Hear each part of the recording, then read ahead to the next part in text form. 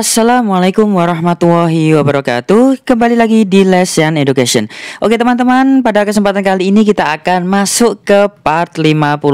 Tapi sebelumnya saya mohon maaf karena sudah hampir 2 minggu saya tidak upload video ya, karena ada kesibukan yang lainnya. Oke, dan sekarang kita akan langsung membahas soal-soal yaitu tentang pengamalan Pancasila ya.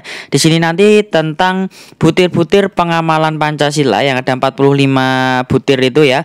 Dan yang kita bahas itu adalah langsung ke soal-soal TWK-nya dan tentang berita-berita terupdate ya. Jadi isu terupdate tentang PPKM, masa pandemi Covid, vaksinasi, tenaga kesehatan dan lain sebagainya. Oke, jadi saksikan video ini sampai selesai. Sebelum kita masuk ke pembahasannya, bagi teman-teman yang baru bergabung di channel ini, jangan lupa untuk klik tombol subscribe dan jangan lupa untuk aktifkan notifikasi loncengnya supaya tidak ketinggalan video-video bermanfaat yang lainnya. Oke ya. Baik, sebelum kita masuk ke pembahasan kita pada hari ini, di sini saya merekomendasikan teman-teman semua bahwa di sini ada sebuah website itu yang sangat bagus sekali untuk teman-teman gunakan untuk belajar persiapan untuk CPNS 2021.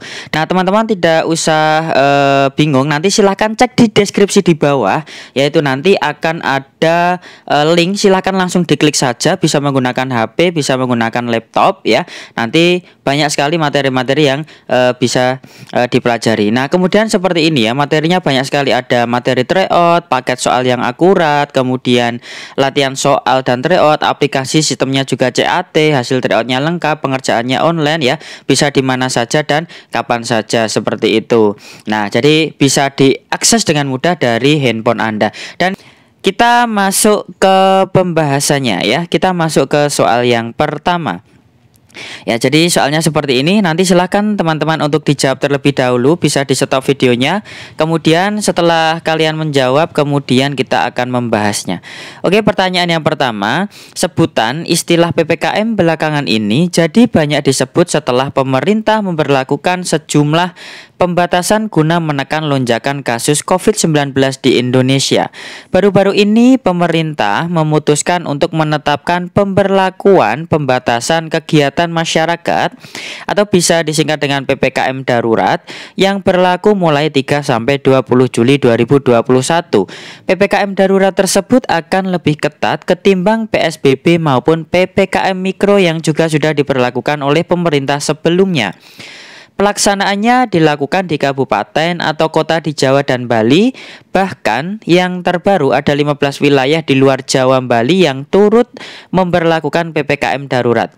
Kebijakan pemerintah yang diambil tersebut merupakan salah satu bentuk pengamalan Pancasila, yakni sila ke A pertama, B kedua, C ketiga, D keempat, dan E kelima.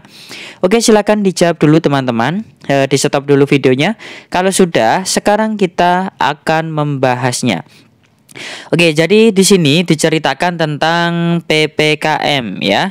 Nah, di sini dikatakan bahwa kebijakan dari pemerintah pada narasi di atas itu adalah tentang pemberlakuan pembatasan kegiatan masyarakat atau PPKM untuk menekan lonjakan kasus COVID-19 di Indonesia. Nah, artinya di sini pemerintah mengedepankan keselamatan bangsa ya, atau mengedepankan keselamatan masyarakatnya. Itu adalah poin yang terpenting. Oke, jadi kata kunci untuk menjawab soal-soal yang panjang seperti ini, kalian simak dulu ya pertanyaannya. Jadi di sini pertanyaannya adalah tentang kebijakan pemerintah ya. Kalau di sini sudah dijelaskan kebijakan pemerintah, maka sekarang kita lihat di teksnya kebijakan pemerintah itu apa? Oh, ternyata menerapkan PPKM seperti itu ya. Maka di sini pemerintah jelas memperhatikan mengedepankan keselamatan bangsa atau masyarakatnya. Nah, hal ini sesuai dengan butir pengamalan Pancasila sila yang ketiga. Tepatnya pada butir yang ke-1 yang berbunyi yaitu mampu menempatkan persatuan, kesatuan serta kepentingan dan keselamatan bangsa ya dan negara sebagai kepentingan bersama di atas kepentingan pribadi dan golongan. Oke, jadi ini adalah tentang keselamatan bangsa ya. Jadi bangsa itu ya masyarakat itu sendiri ya teman-teman. Maka di sini sudah jelas. Di sini berarti jawaban untuk soal nomor 1 itu yang paling tepat adalah yang C, yaitu sila yang ketiga. Oke. Nah, sekarang kita lanjutkan masuk ke pembahasan soal nomor 2 ya. Saya tampilkan dulu soalnya, nanti silakan bisa dijawab terlebih dahulu. Oke, kita berbicara tentang vaksin ya. Vaksinasi COVID-19 kini diberikan kepada seluruh masyarakat Indonesia secara gratis. Hal itu merupakan langkah pemerintah dalam memerangi pandemi COVID-19. Nah, langkah ini diharapkan akan mampu memutus rantai penyebaran virus COVID-19 dan pada akhirnya negara mendapatkan herd immunity atau kekebalan kelompok. Herd immunity ini nantinya akan dapat menekan penularan kasus COVID-19. Nah, akhir-akhir ini kesadaran masyarakat tentang vaksin meningkat karena khawatir jika tidak melakukan vaksin, mereka akan mudah tertular dan menularkan COVID-19. Selain itu, meningkatnya partisipasi masyarakat juga disebabkan oleh beberapa hal. Di antaranya adalah adanya upaya sosialisasi dan instruksi dari pemerintah pusat hingga kabupaten yang gencar untuk menyerukan upaya vaksinasi. Nah, kesadaran masyarakat dapat melakukan vaksinasi merupakan pengamalan Pancasila sila keberapa? Oke, teman-teman, silahkan dijawab dulu. Kalau sudah, sekarang kita bahas. Oke, jadi perhatikan untuk soalnya di sini tentang yang ditanyakan adalah tentang kesadaran masyarakat yang melakukan vaksinasi. Yaitu yang kita perhatikan ya setelah kita baca. Sekarang kita bahas. Nah, untuk pembahasannya dari narasi pada soal itu tadi dijelaskan yaitu tentang langkah pemerintah yaitu vaksinasi untuk memerangi pandemi COVID-19 ya, COVID-19. Nah, selain itu juga disampaikan tentang meningkatnya kesadaran masyarakat tentang pentingnya melakukan vaksinasi. Dan ini yang digarisbawahi ya teman-teman di kalimat yang kedua, karena yang ditanyakan itu adalah tentang kesadaran masyarakat.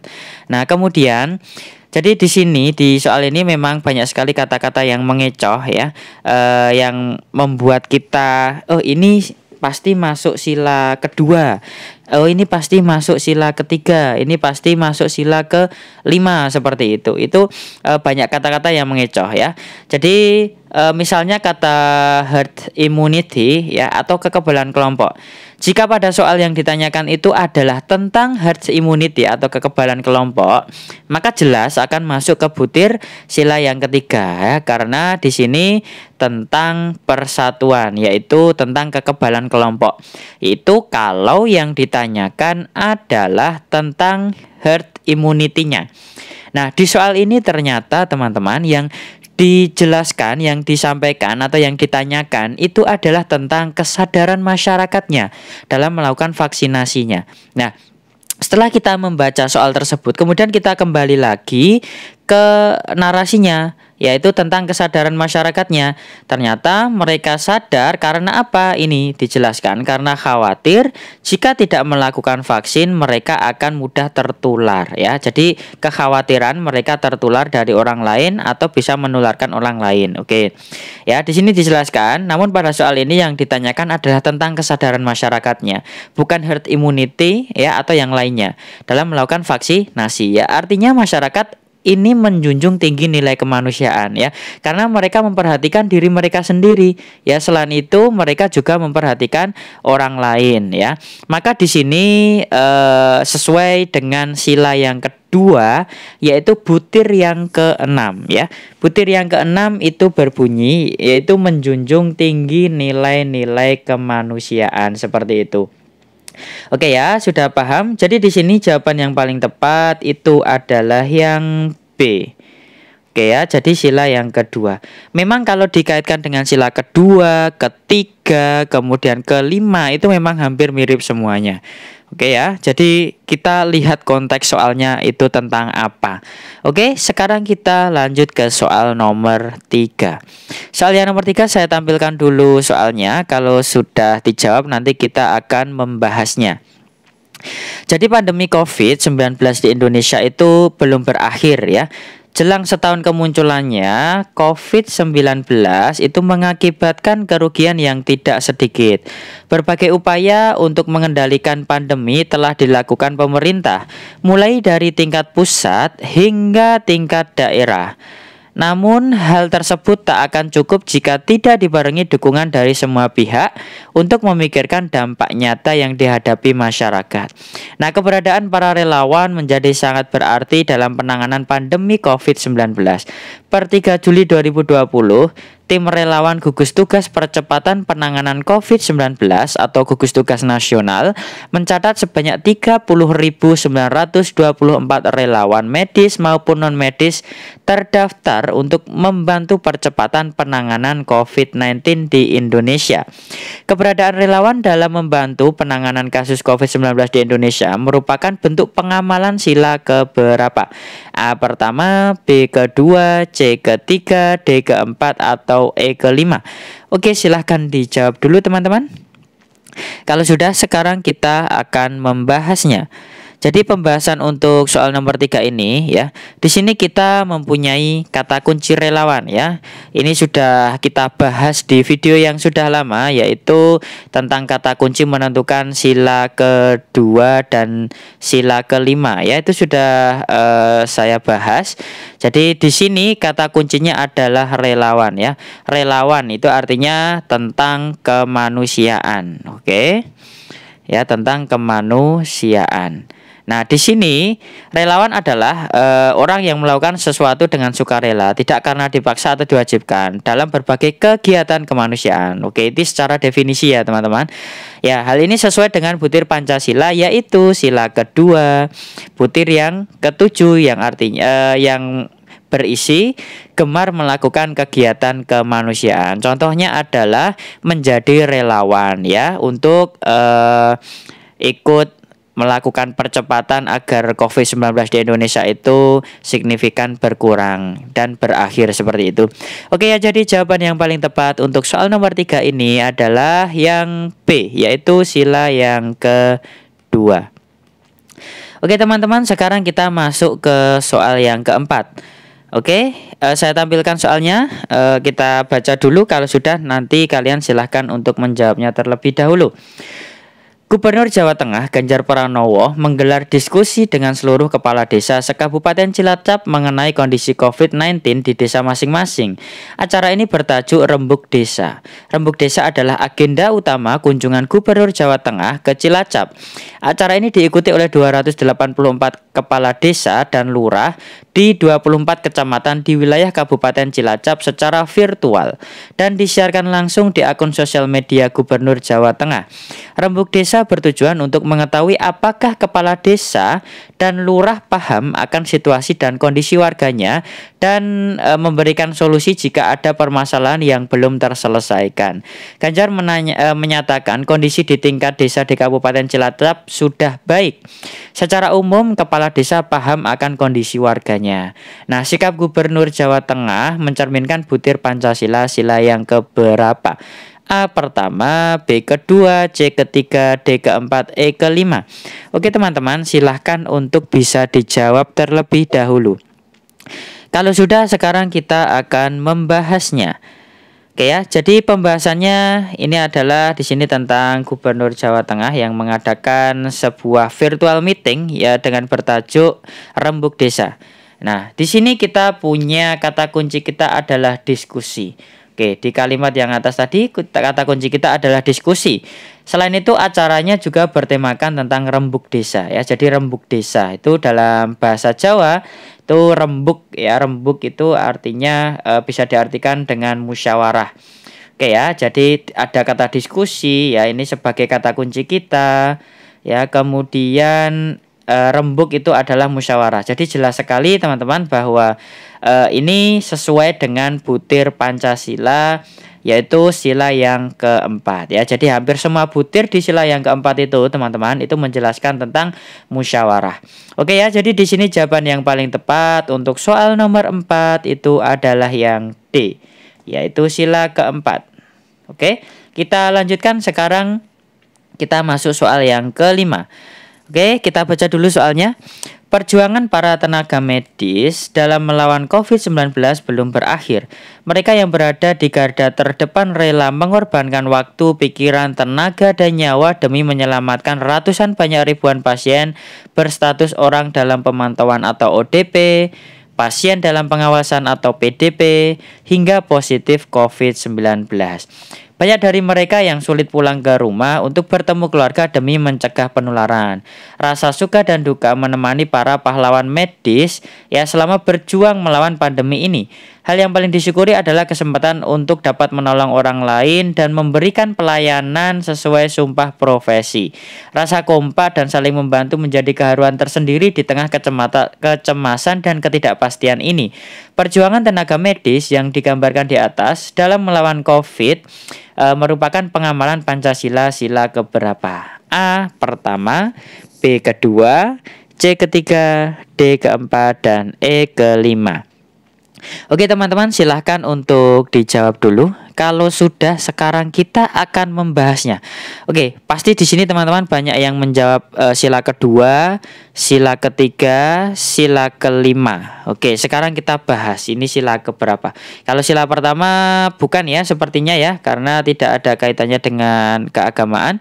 Kemudian kalau ke sila keempat sepertinya juga bukan, karena tidak ada istilahnya tentang musyawarah atau diskusi.